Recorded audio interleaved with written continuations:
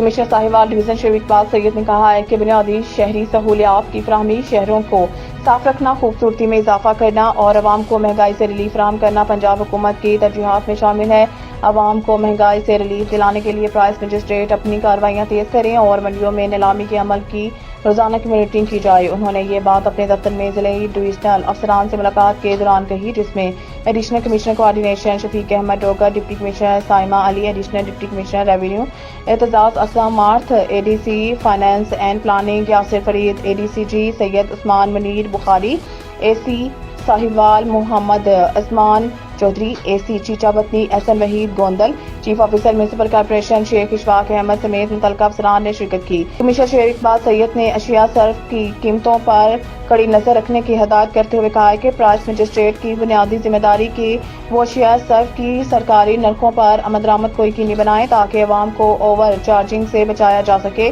انہوں نے کہا کہ افسران اپنے دفاتر میں بیٹھنے کی بجائے فیلڈ میں نکلیں۔